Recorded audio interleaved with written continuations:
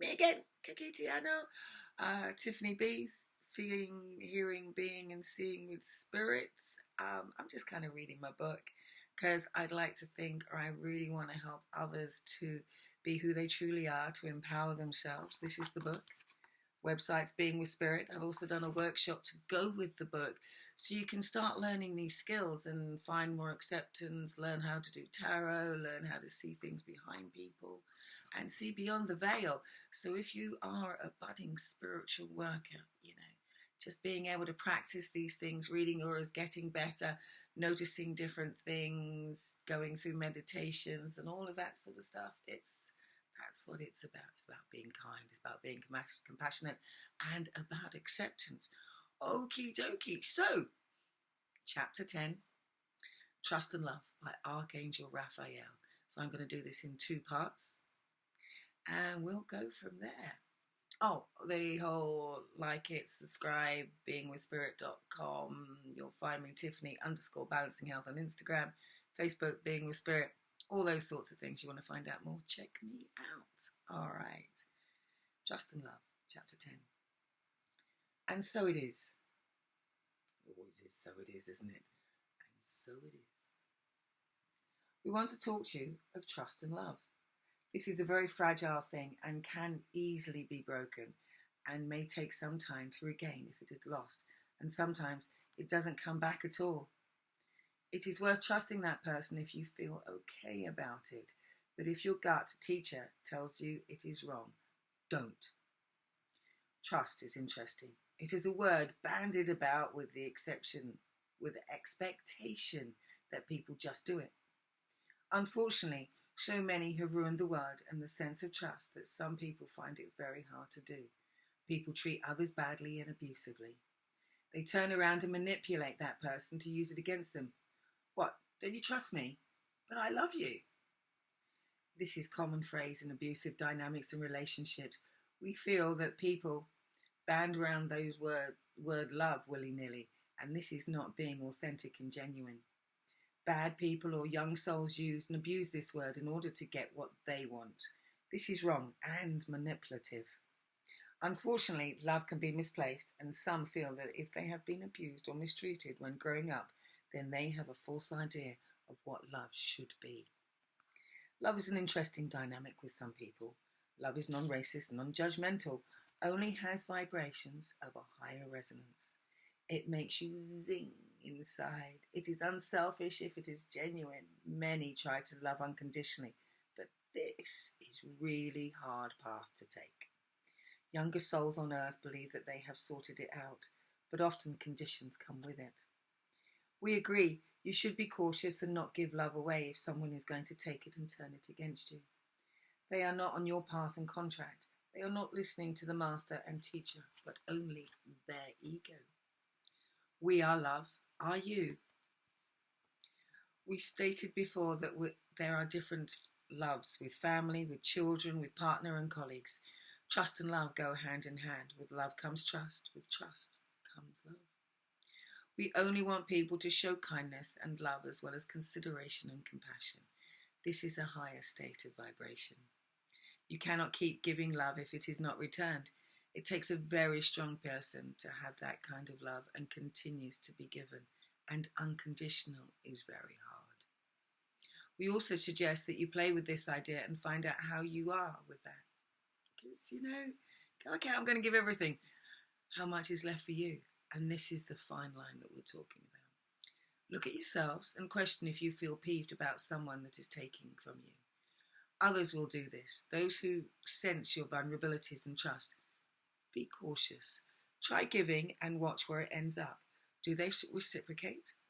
Some may, but also they may have an agenda in the end. It is up to you to figure and feel that out. Trust your instincts and your master, teacher, which is connected to source. We will not forsake you if you are asking the right question regarding someone. With your skills that you are now honing, through this exercise will become automatic as you check in. With practice, you will be able to discern this quite quickly. It is about trust. Trust you. Trust your gut. Trust your higher self. And trust us. How you do this is by taking a moment to bring your attention to what you feel in your heart, then moving your attention to your gut or your stomach. What do you notice? Perhaps tingling, emptiness, wrenching, butterflies. You will know what to do if you pay attention to these signs. You'll just know. People go, how do I know that, Tiff? It's funny, once you get there, you just know. And it takes practice. And you go, now I know the know. With dynamics of relationships, trust is often readily given unless you have been hurt badly. And this is a learned lesson that your contract dictated. Genuine people offer trust readily until they have been let down emotionally or spiritually. This is a good way but a hard way, and you may need to get used to disappointments. A bit like life really, isn't it? Especially if they are on their path.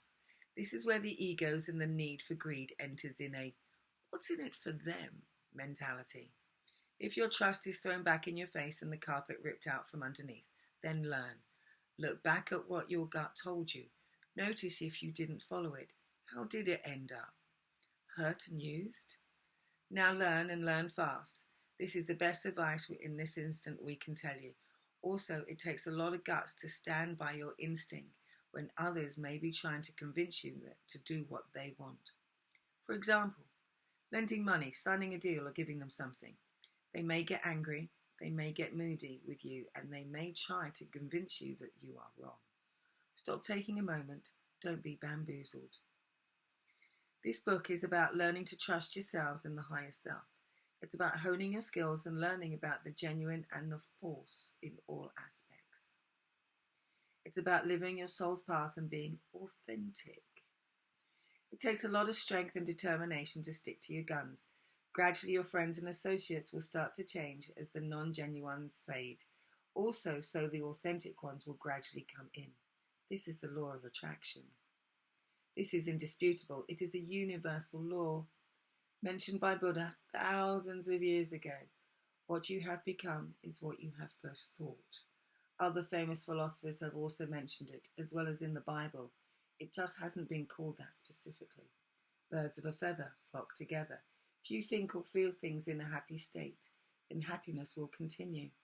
If you feel in a dark state, then darkness will continue. If you are a happy person, then you will attract other happy people. And the same is for unhappy people. The term law of attraction was first printed in 1877 by the occultist Helena Blavatsky. That's a cool name, isn't it, Blavatsky? So it's just about checking in, it's about knowing, it's about just honing those skills, feeling what you're doing and differentiating between those feelings. And you can do that by practice. Talking to a girlfriend of mine earlier, she goes, just paid them £2,000 bond. As soon as I pressed send, I felt bad in my gut. I felt nauseous. And this for her was telling her that she'll probably never see that money back. She said, whereas another time, a couple of days earlier, she organised something with her manager. And she went, nah, she's got my back. And funnily enough, not a problem. She's staying in a hotel because she's in between places, blah, blah, blah. And the manager said no problem at all. And she felt that. So the difference between, yeah, this is going to go great, to, oh no, I'm going to vomit. Oh, I don't feel good about this. So it's about trusting those guts. Perhaps you want to go back and think about big decisions that you made. How did your gut and heart feel? Do you remember? Do you notice? Anyway, I'm going to leave you with that. We're going to follow on the chapter just in a little while.